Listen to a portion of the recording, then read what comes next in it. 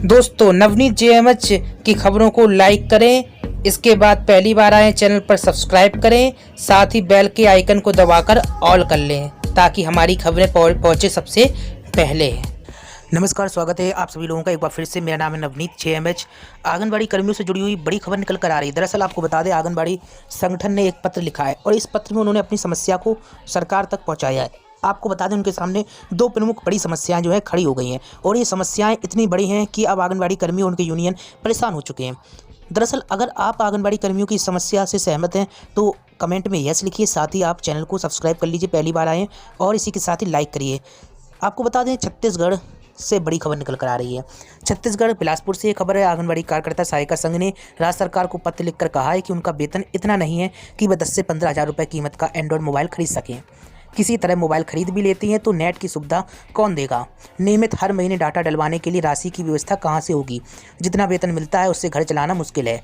आपको बता दें, आंगनबाड़ी कर्मियों को हाईटेक किए जाने के मकसद से सरकार कह रही है कि उनको डाटा दो, यानी कि रोजाना की जानकारी दो। अब ऐसे में सवाल आता है, बिना मोबाइल के ऑनलाइन जानकारी देना पॉसिबल नहीं है, लेकिन सरकार आंगनबाड़ी कर्मियों की सुन नहीं रही है।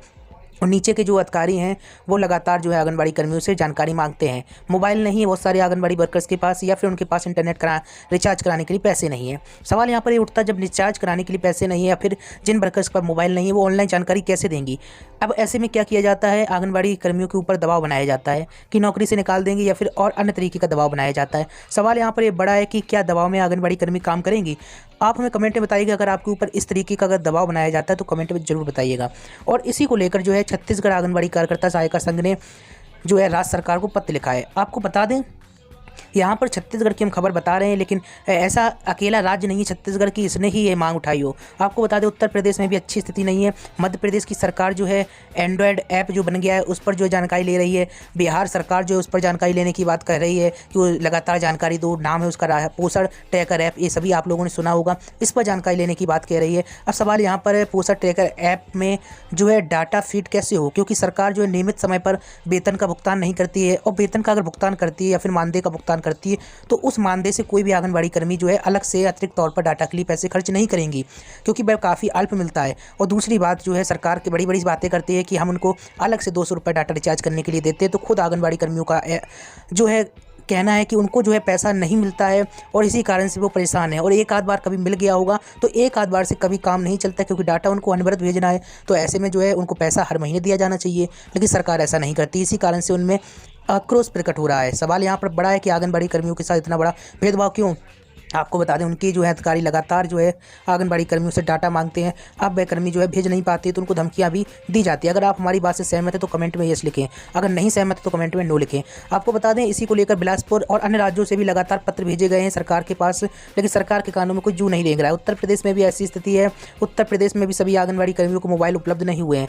जैसे तैसे आंगनबाड़ी कर्मी अपने मोबाइल से ही डाटा दे रही हैं, अपने जो है मानदेय से ही रिचार्ज करा रही हैं और सरकार तक डाटा पहुँचा रही हैं। निश्चित तौर पर दुखद बात है कि सरकार के लिए पैसे नहीं दे रही है।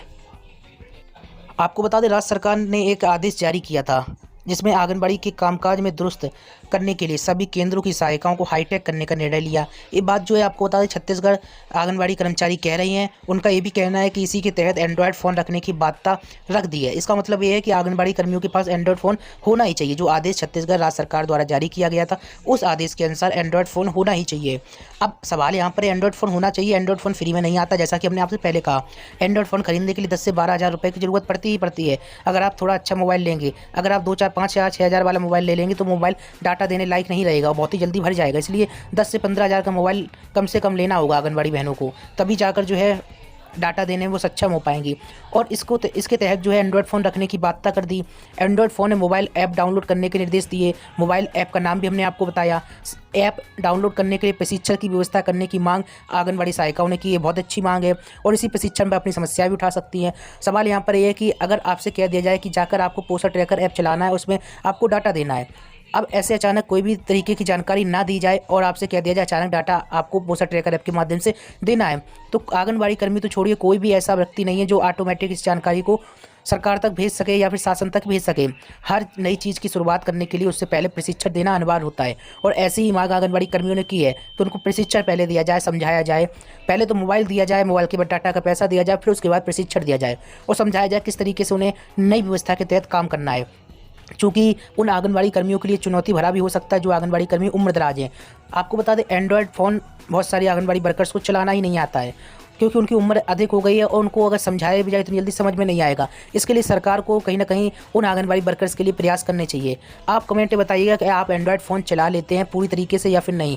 चला लेते हैं तो बताइए, नहीं चला लेते हैं तो बताइए। सवाल यहाँ पर ये जो 55-60 साल की आंगनबाड़ी कर्मी हो गई हैं, वो मोबाइल नहीं चला पा रही हैं, तो वो अपने घर वालों के माध्यम से, अपने बेटे बेटियों के माध्यम से जो है डाटा फीड करती हैं, फिर भी जानकारी कैसे जैसे तैसे दे रही हैं। लेकिन सरकार को कहीं ना कहीं इन जो अहम मुद्दे हैं, अहम बिंदु हैं, इन पर गौर करना होगा और जल्द से जल्द समस्याओं का निराकरण करना होगा। तभी जाकर उम्मीद रख सकते हैं कि डाटा आंगनबाड़ी कर्मी दे पाएंगी। अन्यथा की स्थिति में ऐसे ही फौरी तौर पर काम चलता रहेगा और जो है सभी जगह से डाटा एकत्रित होकर ससमय नहीं मिल पाएगा। कारण क्या है? कारण हम आप पहले ही आपको बता चुके हैं। ऐसे ही कारण लगातार आंगनबाड़ी कर्मी बताते रहेंगे और डाटा जो अभियान, ऑनलाइन अभियान सरकार चला रही है, पूरी तरीके से ध्वस्त हो जाएगा, सफल नहीं हो पाएगा। देखिए, आपको बता दें, प्रशिक्षण की व्यवस्था की मांग की गई है और इसी के साथ ही आंगनबाड़ी कर्मियों का कहना है कि मोबाइल में ऐप डाउनलोड और ऑनलाइन जानकारी देने से ही समस्या का समाधान नहीं हो सकता है। एंड्रॉयड फ़ोन की कीमत इतनी ज़्यादा है कि वे खरीद नहीं सकते। सहायिकाओं ने कहा कि हर महीने डाटा पैक के लिए राशि कहाँ से आएगी? जैसा कि हम आपको पहले ही बताया है, हर महीने जानकारी ऑनलाइन देना जरूरी है, तो विभाग को डाटा पैक की व्यवस्था करनी पड़ेगी। परियोजना पर्यवेक्षक के माध्यम से उक्त कार्य को पूरा कराने की भी बात कही है। इसी के साथ ही आपको बता दें, सहायिकाओं ने मानदेय संबंधी बात का भी जिक्र किया है। आपको बता दें, सहायिकाओं ने कहा है कि नवंबर 2020 से राज्य सरकार की घोषणा के अनुरूप आज तक जो है अतिरिक्त मानदेय का भुगतान नहीं किया जा रहा। केंद्र सरकार द्वारा देय मानदेय 4,000 रुपये ही दिया जा रहा है, जिससे घर खर्च और परिवार और बच्चों का लालन पालन करने में परेशानी आ रही है। देखिए, सरकारें जो है अपने वादे से मुकर जाती हैं। नेताओं पर वादा विश्वास कैसे किया जा सके, बड़ा सवाल है। आपको बता दें, उत्तर प्रदेश के सीएम ने भी 1,500 रुपये बढ़ाए जाने का ऐलान वीडियो कॉन्फ्रेंसिंग के जरिए किया था। उस ऐलान का भी उत्तर प्रदेश में कोई जो है अमली जामा नहीं हुआ और यहाँ की बहनें भी काफ़ी समय से इंतजार कर रही हैं कि उत्तर प्रदेश के सीएम कब जाकर इसका जो है वाकई में सुचारू रूप से क्रियान्वयन करते हैं। चूँकि आपको बता दें, साल दर साल से अधिक का समय व्यतीत हो चुका है, लेकिन कोई भी इस पर फैसला नहीं किया गया। ऐसा नहीं है कि आंगनबाड़ी कर्मियों के यूनियन ने इस मामले को अवगत नहीं कराया, अवगत कराया, बताया भी कि भाई आपने ऐलान किया था, वीडियो कॉन्फ्रेंसिंग की थी फलानी डेट को, उस समय आपने सभी आंगनबाड़ी कर्मी उत्तर प्रदेश की हैं उनके लिए ऐलान किया था, लेकिन उस ऐलान का क्या हुआ? लेकिन सरकार के कोई कानों में जू नहीं रेंग रहा है। पत्र के भेजने के बावजूद भी जो है निष्कर्ष जीरो रहा। अब बड़ा सवाल यहाँ पर यह है कि बार बार अवगत कराने के बावजूद भी सरकारें जो है आंगनबाड़ी कर्मियों से किए गए वादे को पूरा क्यों नहीं कर रही है? बड़ा सवाल है। अगर वादे को पूरा नहीं करना है तो वादा ही नहीं करना चाहिए, और अगर वादा करना चाहिए तो पूरा करना चाहिए, लेकिन ऐसा होता हुआ उत्तर प्रदेश में भी नहीं देखा जा रहा है। और ज़्यादा खबरों के लिए हमारे साथ जुड़े रहिएगा। JMHnews.in पर विजिट करें, तमाम खबरें पढ़ सकते हैं।